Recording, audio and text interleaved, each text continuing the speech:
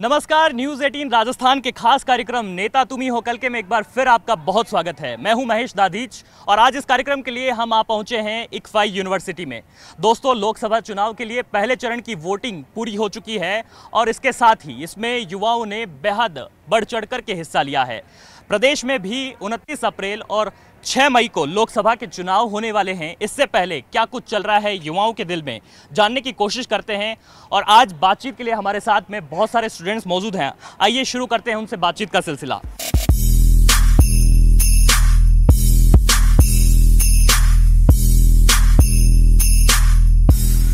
अच्छा, आपसे जानना चाहेंगे, देश में जो चुनाव है और ख़ास तौर पर पहले चरण की वोटिंग हो चुकी है, पहले चरण की वोटिंग में खासतौर पर युवाओं ने बेहद बढ़ चढ़ करके हिस्सा लिया, तो किस तरह से युवा तैयार है? युवा एक चीज़ देखता है कि हमारा नेता कौन हो, किस लिए हो, क्योंकि हर चीज़ जो है, चाहे पत्रकारिता हो, चाहे 5WH1 पे कौन हो, किस लिए हो, क्योंकि हर चीज़ तो नेता वो हो जो जनता का हो, जनता में हो, जनता से हो, जनता के लिए हो, of the people, by the people and for the people. यही जो सामान्य डेफिनेशन से पीपल रिप्रेजेंटेशन एक्ट के अंदर भी दी हुई है। जनप्रतिनिधि कौन हो, जो जनता का हो। युवा उस जनप्रतिनिधि को देखना चाहती है आज, जो युवाओं की बात करे, युवाओं की बातों को समझे, स्वीकार करे। ऐसा नहीं हो कि जनता जनार्दन या युवा वर्ग मिलने जा रहा है, नेताजी अंदर बैठे हुए पंचायती कर रहे हैं, लोग बाग वेट कर रहे हैं घर के बाहर, नहीं नेताजी आज बिजी है, नेताजी कल बिजी है। ऐसा नहीं होना चाहिए, क्योंकि जनता ने आपको, देश की अभी जो चुनाव हो रहा है, देश की सबसे बड़ी पंचायत का चुनाव है जो कि दिल्ली के अंदर स्थित है, सांसद कहलाती है। सभी छोटी पंचायत हो चाहे बड़ी पंचायत हो, हर आम मतदाता का ये दायित्व है, वो अपने वोटर्स के जो अपने वोटिंग राइट्स हैं उनके प्रति अवेयर रहें। नेता युवाओं के लिए भी सोचे और यही कहना है। युवाओं के किस तरह के मुद्दे हैं?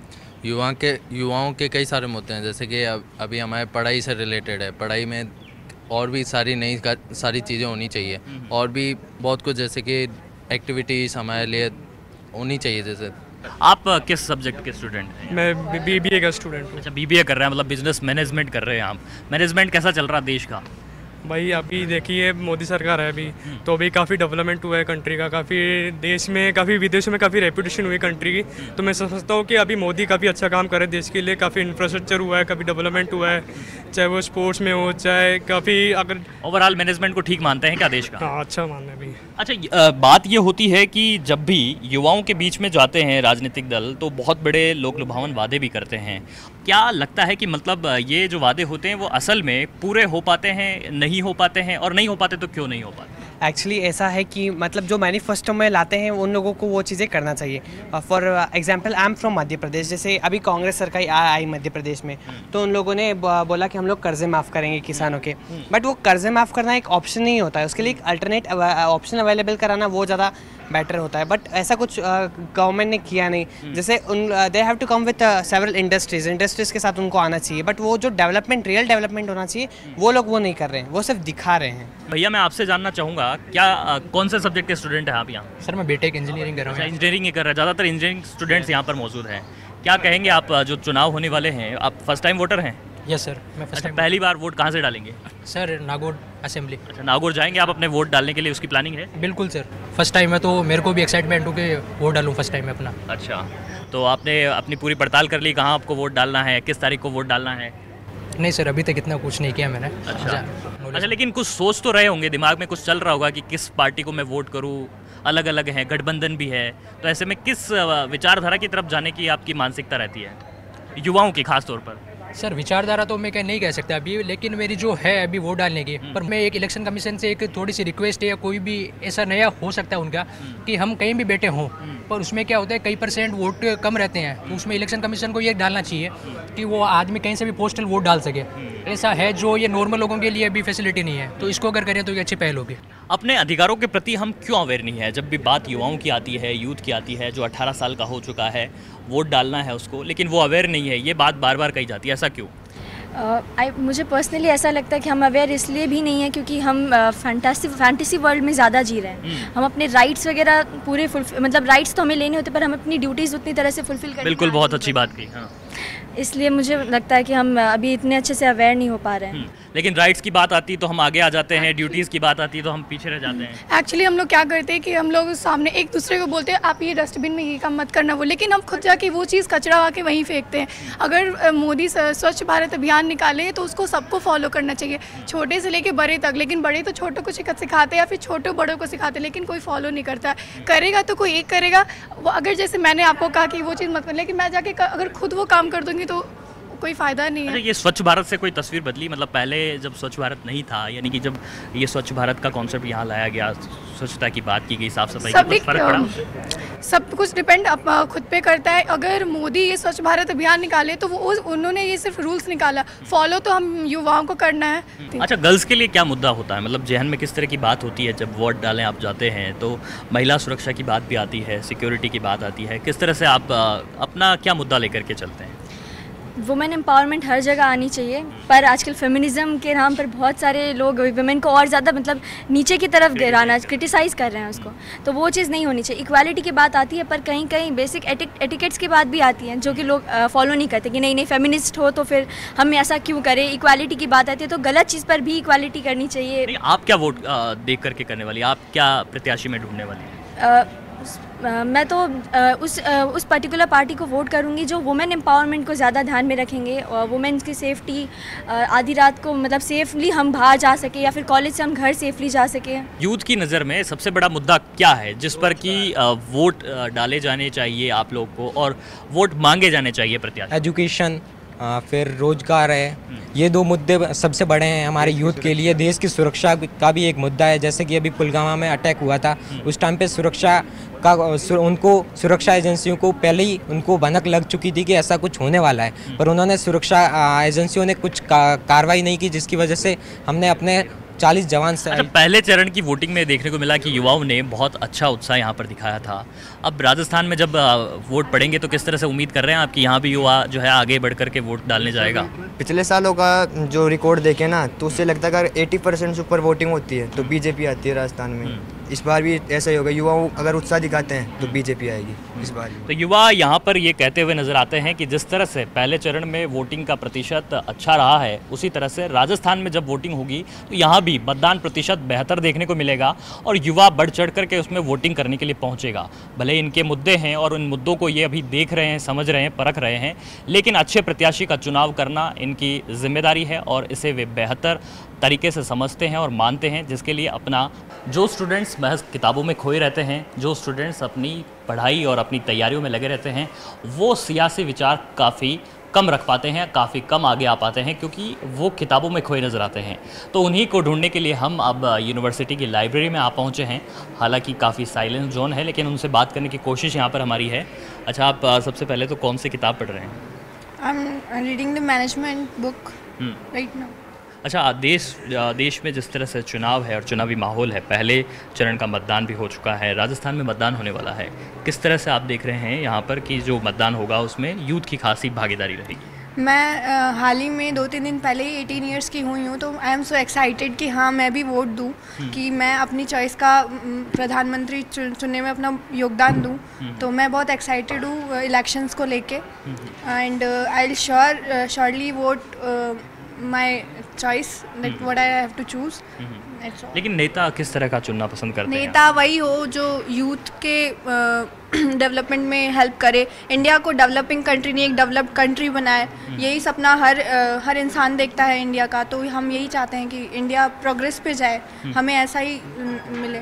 देश में हमारा जो प्लेटफॉर्म है जहाँ पर कि हमें अपना हुनर दिखाने का मौका मिलता है, वो पर्याप्त है या फिर लोगों को विदेश जाना पड़ता है, बाहर जाना पड़ता है? लोगों को जाना पड़ता है बाहर, क्योंकि बाहर में कुछ ज़्यादा ही टेक्नोलॉजी है जो कि इंडिया में उतनी नहीं हुई है अभी, तो वो चीज़ इंडिया में भी होनी चाहिए टेक्नोलॉजी। मतलब दुनिया के जो अलग अलग देश हैं जो तरक्की कर रहे हैं, उसकी तरह हिंदुस्तान भी ये तरक्की करे और यहाँ के युवाओं को खासतौर पर मौका मिले। लेकिन जब आप अभी यहाँ पर पढ़ाई कर रहे हैं और उसके बाद जब आप पहुँचेंगे फील्ड में और जब आपको वहाँ पर जॉब मिलेगी, किस तरह से देखते हैं कि जॉब में सर्वाइव करना या फिर प्राइवेट जॉब में खासतौर पर अगर मैं बात करता हूँ तो एक ये होता है कि युवाओं का सरकारी नौकरियों के प्रति ही रुझान दिखता है, प्राइवेट जॉब में क्यों नहीं दिखता? जी, प्राइवेट सरकारी जॉब इसलिए अच्छी होती है क्योंकि इसमें हमारे एक सेटअप बैठ जाता है। सेटअप की मतलब कि एक फैमिलियर बन जाती है, जैसे कहीं का हटना या रुकना या कुछ सोचना नहीं होता है। इसमें एक सोच हो जाती है कि मेरी सरकारी है और एक सेटअप हो गया, एक फैमिली क्रिएट हो गई है। जैसे यहाँ ऑफिस में जाना, काम करना ये, और प्राइवेट में मतलब एक टाइम शेड्यूल सेट नहीं हो पाता, जिसके चलते हम सरकारी के तरफ ज़्यादा प्रेफर करते हैं। और प्राइवेट के बजाय सरकारी नौकरियां पसंद करता है युवा, और कुछ युवा हमारे साथ, इनसे जानेंगे कि ये सरकारी नौकरियों के प्रति जो रुझान है, जो मोह है, वो खासतौर पर क्यों नज़र आता है। आपको क्या लगता है कि प्राइवेट जॉब्स जो है वो ठीक तरह से देश में नहीं है, या फिर जो एक ट्रेंड बन गया है कि गवर्नमेंट जॉब होगी तभी जा कर के युवा अपना यहाँ पर जीवन यापन कर पाएगा? एक्चुअली प्राइवेट जॉब्स में रिस्क बहुत ज़्यादा होता है, एंटरप्रेन्योर्स को रिस्क बहुत ज़्यादा लेना पड़ता है। अपने एंटरप्रेन्योर्स की आपने बात की है, तो काफ़ी कुछ ऐसी स्कीम्स आई है, जैसे कि मुद्रा योजना भी अभी हाल ही मौजूदा सरकार ने चलाई, जो लोगों को लोन भी दे रही है कि वो एंटरप्रेन्योर बने, लोगों को रोज़गार दे। तो उस दिशा में फिर भी युवाओं का जो रुझान, जो भागीदारी, वो काफ़ी कम नज़र आती है। अभी भी काफ़ी लोग इस चीज़ को जान नहीं पाए हैं कि एंटरप्रेन्योरशिप एक्चुअली है क्या चीज़। वहाँ अपन को अपना खुद का बिजनेस स्टार्टअप करना होता है, सोसाइटी को जो नीड्स हैं, जो वांट्स हैं, उसको सेटिस्फाई करना होता है।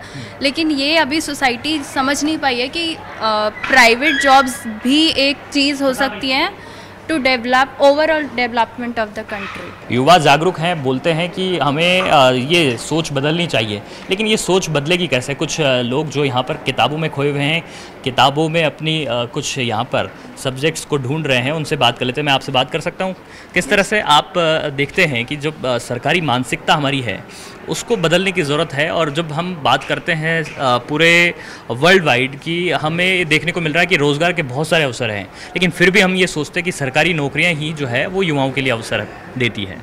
सरकारी नौकरी इसलिए सब कोई चाहता है कि वो लाइफ टाइम के लिए सिक्योर रहता है, और प्राइवेट इसलिए लोग चाहते हैं कि अगर वो लोग लेते हैं तो फिर ठीक है, बट वो लाइफ टाइम अचीवमेंट नहीं रहता, इसलिए लोग गवर्नमेंट जॉब ज़्यादा सिक्योर फील करते हैं। अच्छा, कांग्रेस सरकार ये कह रही है, अभी जिस तरह का मैनिफेस्टो लेकर आए हैं, तो वो कह रहे हैं कि 2020 तक आपको 22 लाख सरकारी जो नौकरियाँ हैं उनमें आपको अवसर देंगे। आपको लगता है कि इससे कुछ युवाओं को रिलीफ मिलेगी? हालांकि दूसरी तरफ मोदी सरकार के मैनिफेस्टो में ऐसा कुछ अभी खास तौर पर देखने को नहीं मिला। हमें तो ऐसा लगता है कि शायद इससे हमारे युवाओं को बहुत ज़्यादा ये बेनिफिट मिलेगा, अगर इतना सारा अगर जॉब अपॉर्चुनिटी है। मतलब ये मैटर करेगा, मैनिफेस्टो की जो बातें हैं वो चुनाव में बहुत मैटर करेगी। आपको लगता है कि यूथ इससे प्रभावित होगा? हाँ, यूथ प्रभावित होगा, क्योंकि यूथ को आगे तो उसे तो अपना फ्यूचर चाहिए ना, तो एटलीस्ट उसको तो ये तो उससे ज़्यादा ये इफेक्ट कर सकता है।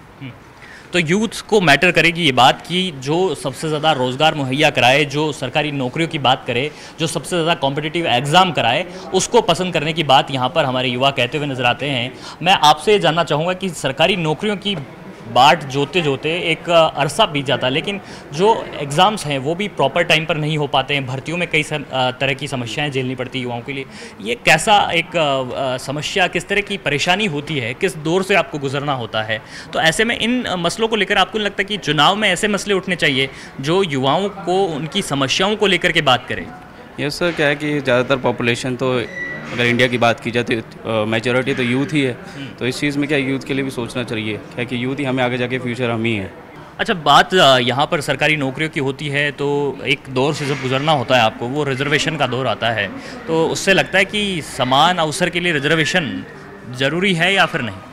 मेरे हिसाब से तो रिजर्वेशन को ज़रूरी नहीं है, क्योंकि रिजर्वेशन को अगर हटा दिया जाए तो सबके लिए समान। लेकिन अभी तो जिस तरह से 10% सवर्णों को भी आरक्षण दे दिया है, जो आरक्षण पहले लागू है वो पिछड़े वर्ग के लिए लागू है, तो ऐसे में सबको समान अवसर मिल पाएगा या नहीं मिल पाएगा? इससे कोई रिलीफ मिलेगी या नहीं मिलेगी? मेरा मानना है कि सबको समान अवसर नहीं मिल पाएगा। जैसे कि उन्होंने अभी 10% का रिजर्वेशन दिया है, तो कुछ लोग ऐसे होते हैं जो रिजर्वेशन, उनको पता ही नहीं होता रिजर्वेशन है क्या, तो वही लोग रिजर्वेशन का फ़ायदा उठा पाएंगे जिनको नॉलेज है। आरक्षण की बात चल रही है, तो जॉब्स किस तरह से, रोज़गार जो है वो किस तरह से मायने रखता है युवा के लिए? सबसे पहली प्राथमिकता रोज़गार रहेगा या फिर बाकी के जो एजेंडा है, बाकी के जो मुद्दे हैं वो इस चुनाव में प्राथमिकता में आएंगे युवाओं के? सर, जो पहले के मुद्दे हैं प्राथमिक, वो चुनाव में आएंगे। कौन से मुद्दे मसलन? जैसे सर जैसे कंपनीज, प्राइवेट कंपनीज, ये एजुकेशंस, मतलब युवाओं के लिए रोजगार पहला मुद्दा होगा? यस सर, रोजगार के लिए पहला मुद्दा है। हर फ्यूचर किसी का सिक्योर करने तो जॉब सबसे पहले चाहिए होती है। और यूथ के लिए सबसे पहले बुनियादी ज़रूरत ही रोजगार रही। जॉब से सर, यस सर। और सेकंड थोड़ा क्या है, रिसर्च एंड डेवलपमेंट पे हमेशा गवर्नमेंट का बजट हमेशा करना 0.5 से कम रहता है। पर अदर कंट्रीज़ की बात की जाए तो 2% 3% होता ही है। इसीलिए वजह से हमारे IIM IT सर टॉप 100 में भी नहीं है। बाकी हार्वर्ड, कैम्ब्रिज, ये सब इनका बजट एलोकेट होता है कि 2%, हर कोई कंट्रीज अपना 2% तो एलोकेट करती रिसर्च एंड डेवलपमेंट। इंडिया के अंदर ऐसा कुछ भी नहीं, 0.5% है। अब वो धीरे धीरे और कम होता जा रहा है। मतलब देश के शैक्षणिक संस्थानों की तस्वीर और तकदीर बदलने की ज़रूरत है, और ज़रूरत है युवाओं को सबसे ज़्यादा प्राथमिकता के आधार पर रोज़गार देने की। यही कहते हैं युवा वोटर्स, जो फिलहाल चुनाव के दिनों में अपना मानस तैयार कर रहे हैं और अपने मुद्दे तैयार कर रहे हैं कि किन मुद्दों पर उन्हें चुनाव में जाना है और वोट डालना है। किताबों की दुनिया में विचार उमड़ते घुमड़ते हैं, और विचार बेहद ज़रूरी है जब फैसला बहुत मजबूत लेना हो, देश के लिए लेना हो। तो फिर किस तरह के विचार हैं युवाओं के जो उनके जहन में चल रहे हैं इन दिनों, और देश की तकदीर और तस्वीर बनाने के लिए युवा क्या कुछ सोच रहा है, हम ये जानने की कोशिश कर रहे हैं। हम लाइब्रेरी में हैं, हालांकि ये साइलेंस जोन है, लेकिन कोशिश करते हैं आज यहाँ पर इनसे बात करके कि किस तरह की तस्वीर देखना चाहते हैं आप देश की, कैसा आप देश देखना चाहते हैं, जिसमें किस तरह के मुद्दे होने चाहिए इस चुनाव के लिए। सर वही होना चाहिए जो सबके लिए एक इक्वल, मतलब जैसे रिजर्वेशन अभी मेन टॉपिक चल रहा है, तो रिजर्वेशन का कुछ मतलब मेन जो एस्पेक्ट्स है उसको देख कर के या तो उसको हटाना चाहिए या फिर उसके कुछ पॉजिटिव पॉइंट्स लेकर के उसे रखना चाहिए। और जिसे और भी जैसे आजकल किसान वगैरह हैं, ये बहुत ज़्यादा सुसाइड वगैरह के फेज़ में जा रहे हैं, तो इन लोगों को उन चीज़ों से बाहर निकालने के लिए उनके लिए कुछ करना चाहिए। अच्छा, आप लोग सभी मेरे ख्याल से फर्स्ट टाइम वोटर होंगे। पहली बार वोट डालने के लिए किस तरह का दिमाग में आप लोगों ने ये तस्वीर बनाई कि पहली बार जब हम वोट डालेंगे तो क्या कुछ सोच करके वोट डालेंगे? पहली बार वोट डालने के लिए यही सोचना पड़ेगा कि वो जो भी उम्मीदवार जो भी खड़ा हुआ है वो सही है या नहीं है, वो हम लोग के लिए कुछ करेगा या नहीं करेगा, इसी बेसिस पे हम लोग वोट देंगे। आप क्या कहेंगी? सो एक्चुअली जब हमने फर्स्ट टाइम वोट डाला तो इट वाज लाइक कि जिसे भी हम वोट दे रहे हैं वो कहीं हमारे अगेंस्ट तो नहीं रहेगा, वो अभी तो हमारे फेवर में जा रहा है। ईच एंड एवरीथिंग ही was saying all about our favour, but हमारे उसे जिताने के बाद वो किसी और डायरेक्शन में तो नहीं ले जाएगा हमें। मतलब आपका जो मुद्दा होता है, जो वोट डालने के लिए जब आप जाते हैं तो दिमाग में कोई तो एक मुद्दा सेट करते होंगे कि जिस पर मुझे वोट डालना है, जो भी प्रत्याशी को मैं चुन रहा हूँ उसके लिए मुझे इस मुद्दे के आधार पर वोट डालना है।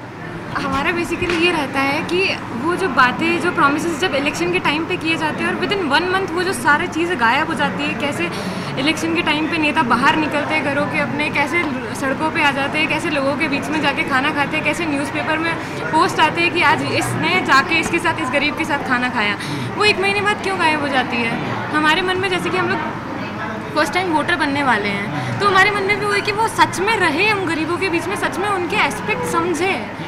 तो युवा बहुत जागरूक है, बहुत समझदार है, जो ये जानता है कि नेता कितने ड्रामा करते हैं, कितने नाटकीयता दिखती है, और वो भी सिर्फ इन्हीं चुनाव के दिनों में नज़र आती है। कुछ और भी साथी हमारे साथ है जो युवा हैं, जिनके जहन में क्या कुछ चल रहा है, हम ये जानने की कोशिश कर लेते हैं। और सबसे पहले तो मैं आपसे जानूँगा, बहुत गहनता से आप डूबे हुए हैं, सबसे पहले तो क्या पढ़ रहे हैं आप मुझे बताएँ। ये मूट मेमोरियल है।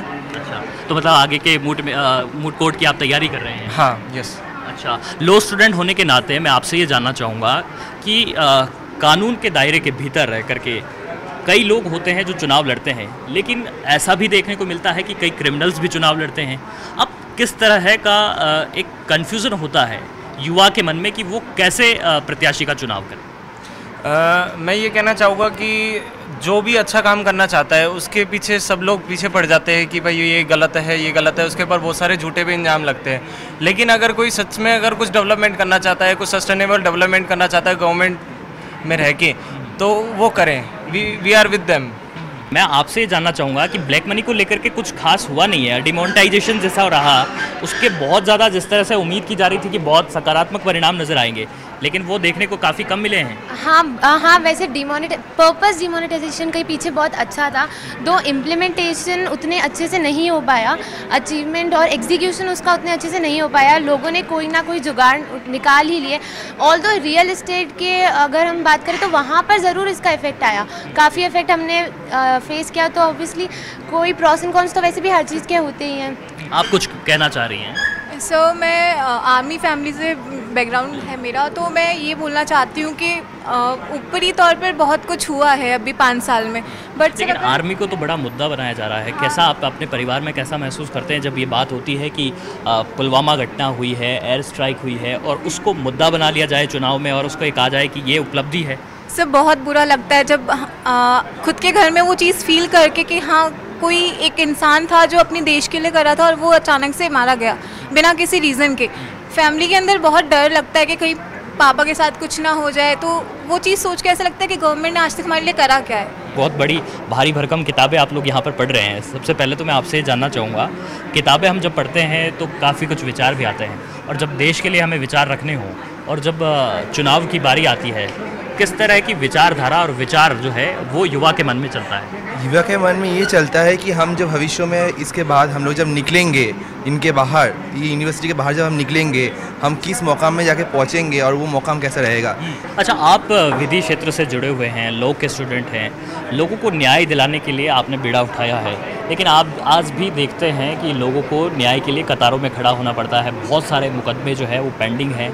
आपको लगता है कि ऐसी बातें होती नहीं है हमारे देश में? चुनाव में कम से कम जो अन्याय झेल रहे हैं बरसों से, उन्हें न्याय की वो जो बाट जो रहे हैं, इस तरह के मुद्दों पर बात नहीं होती? इस मुद्दों पे बात होनी चाहिए, बात कोई करना नहीं चाहता ये बात अलग है, पर ये रिस्पॉन्सिबिलिटी हमारी है, हम उठा रहे हैं, पर अब कह नहीं सकते क्योंकि हमारे देश में मतलब कानून की व्यवस्था को लेकर कुछ खास मतलब एक्सपोजर है नहीं, मतलब लोग इसमें आना नहीं चाहते। अब धीरे धीरे लोग आ रहे हैं तो धीरे लोगों को मिल रहा है, अब तो आते आते ही मिलेगा। कुछ स्टूडेंट्स हमारे साथ में और भी मौजूद है। अच्छा, देश के चुनाव है, आप लोग कितने अवेयर है अपने वोटिंग राइट को लेकर के? सबसे पहले तो मैं आपसे ये जानूंगा। अवेयर तो हम लोग पूरी तरह है वोटिंग राइट्स को लेकर, पर ये बात है कि हम लोग पार्टीज चूज नहीं कर पा रहे। पहले वोट डाल चुके हैं, पहली बार डालेंगे? नहीं, पहली बार डालेंगे। कितना एक्साइटमेंट है पहली बार वोट करने को लेकर? है भी और नहीं भी। नहीं, मतलब ऐसा क्यों होता है कि यूथ जो है वो अपने वोटिंग राइट को लेकर के अवेयर तो रहता है, लेकिन जब बात आती है तो क्या नोटा का मानस बना लेते हैं? फिर इतना कुछ देखते हैं हम अपनी डेली लाइफ में ना, तो हम पार्टीज नहीं चूज कर पाते हैं कि कोई कुछ कर रहा है, कोई कुछ कर रहा है, पर हमारे लिए वो बेनिफिशियल कहीं ना कहीं नहीं हो पाता है। जो पहली बार वोट डालने वाले लोग हैं, उनमें किस तरह का आधार होना चाहिए और उनको किस तरह का वोट डालने के पहले सोचना चाहिए, क्या कहेंगे? वोट डालने से पहले ये सोचना चाहिए कि जो पार्टी हमारे पास आ रही है वो उनका बैकग्राउंड चेक करना चाहिए कि बेसिकली वो जो कर रहे हैं हर साल से करते हैं, क्योंकि बेसिकली देखा जाए राजस्थान के अंदर ज़्यादातर यही होता है कि कांग्रेस और भाजपा हर 5 साल के बाद 2 बार यही बदलता है, हमेशा पहले कांग्रेस आती है।